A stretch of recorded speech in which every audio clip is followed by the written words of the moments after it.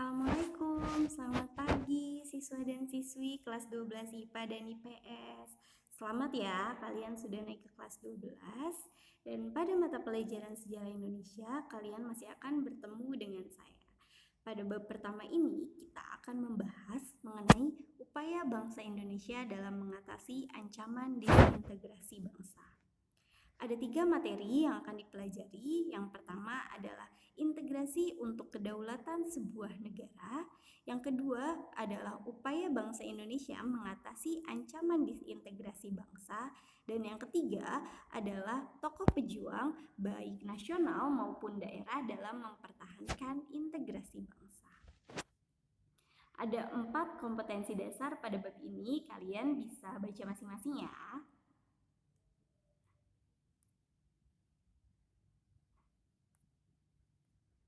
Selanjutnya adalah tujuan pembelajaran. Jadi diharapkan setelah mempelajari bab ini, kalian akan dapat menjelaskan mengenai integrasi nasional, dapat menganalisis upaya dari bangsa Indonesia yang pernah dilakukan dalam menghadapi ancaman disintegrasi bangsa, khususnya pada tahun 45 sampai 65. Dan yang ketiga adalah mengevaluasi peran serta nilai-nilai dari para tokoh nasional maupun daerah dalam mempertahankan keutuhan NKRI.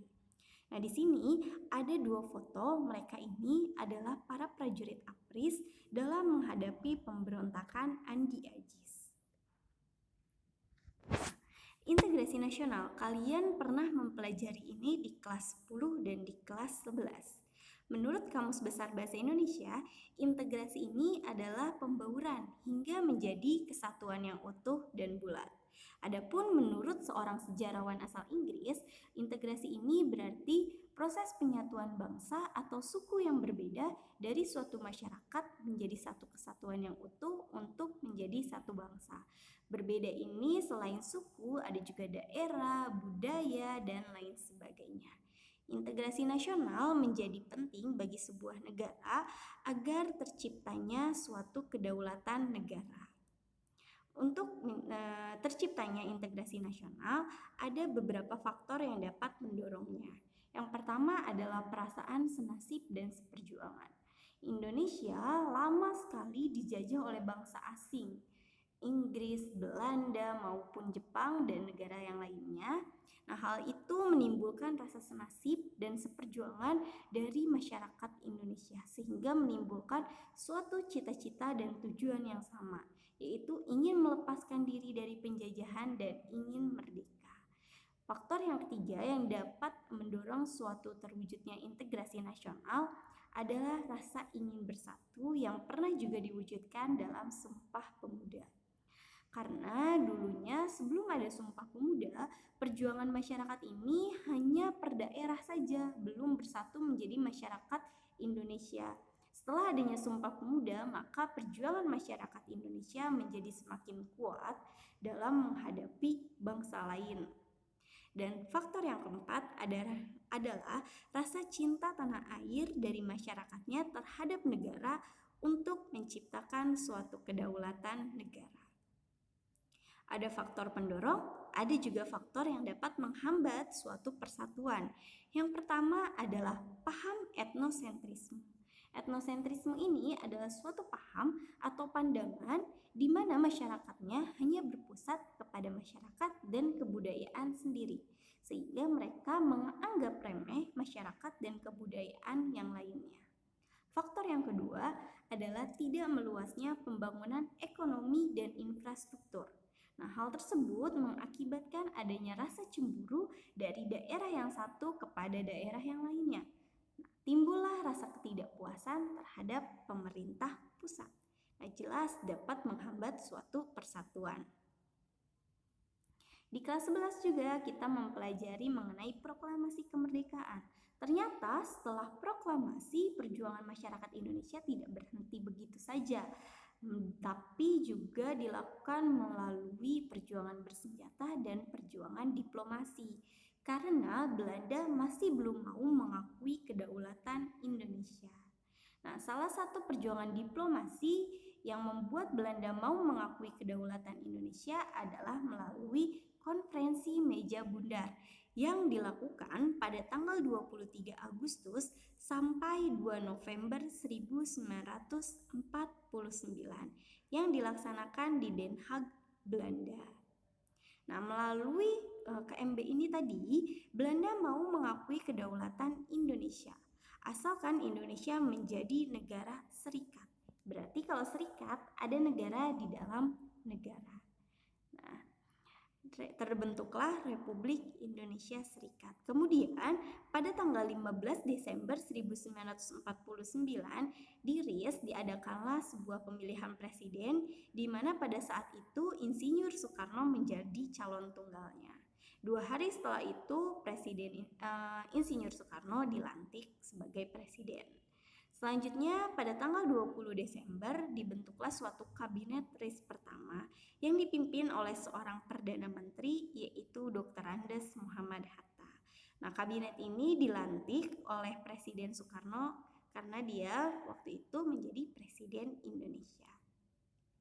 Nah, selanjutnya pada 3 hari setelahnya Muhammad Hatta sebagai pemimpin dari delegasi Republik Indonesia kembali berangkat ke Belanda untuk menandatangani piagam hasil KMB yang dilaksanakan pada tanggal 27 Desember 1949. Selain di Den Haag, Belanda, penandatanganan ini juga dilaksanakan di Jakarta. Di Den Haag, Belanda diwakili oleh Dr. Andes Muhammad Hatta. Kalau di Jakarta waktu itu diwakili oleh Sri Sultan Hamengkubuwono ke-9. Nah, setelah itu akhirnya Belanda mau mengakui kedaulatan Indonesia, tapi tidak termasuk ke Provinsi Papua ya. Pada saat dulu Republik Indonesia Serikat ini memiliki 16 negara bagian. Contohnya ini adalah negara Pasundan, negara Indonesia Timur, dan negara Republik Indonesia. Nah, tadi sebenarnya dibentuknya RIS ini tuh cuma akal-akalannya Belanda doang, karena mereka menganggap dengan Indonesia menjadi negara serikat, maka Indonesia akan lebih mudah untuk terpecah belah. Nah, hal tersebut menimbulkan kekhawatiran pada masyarakat Indonesia karena takutnya Indonesia akan kembali dijajah. Nah, sehingga Indonesia masyarakatnya terbagi menjadi beberapa kubu. Ada kubu yang ingin Indonesia kembali menjadi negara kesatuan. Ada kubu yang ingin Indonesia tetap menjadi negara serikat. Tapi ada kubu juga yang ingin melepaskan diri dari NKRI dan membentuk negara sendiri. Nah, hal tersebut menimbulkan suatu disintegrasi atau yang bisa disebut dengan suatu keadaan yang tidak utuh dan keadaan terpecah belah. Berarti ini adalah kebalikannya dari integrasi.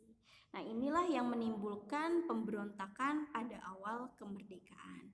Pemberontakan ini dibagi ke dalam 3 masa. Ada masa revolusi fisik, masa demokrasi liberal, dan masa demokrasi terpimpin. Di video selanjutnya kita akan membahas masing-masing dari pemberontakan ini. Tapi akan kita singgung sedikit di video ini mengenai perjuangan pada revolusi fisik. Yang pertama ini adalah pemberontakan Partai Komunis Indonesia di Madiun pada tahun 48 yang dilakukan oleh Musso. Yang kedua adalah pemberontakan DITII. Nah, mereka ini ingin mendirikan negara Islam Indonesia. Selanjutnya adalah pemberontakan Angkatan Perang Ratu Adil atau APRA. APRA ini mereka ingin mendirikan negara Pasundan sendiri. Dan selanjutnya ada pemberontakan Andi Aziz, pemberontakan Republik Maluku Selatan atau RMS. Nah, pada masa demokrasi liberal ada juga pemberontakan PRRI atau Permesta. Dan yang terakhir pada masa demokrasi terpimpin yang pasti kalian sering banget dengar ini adalah pemberontakan PKI pada malam 30 September tahun 65 atau dikenal juga dengan G30 SPKI. Sampai jumpa di video berikutnya ya. Kita akan membahas mengenai masing-masing dari pemberontakan ini. Jika ada pertanyaan, kalian boleh menanyakannya melalui fitur pesan di e-learning sekolah. Terima kasih. Assalamualaikum warahmatullahi wabarakatuh.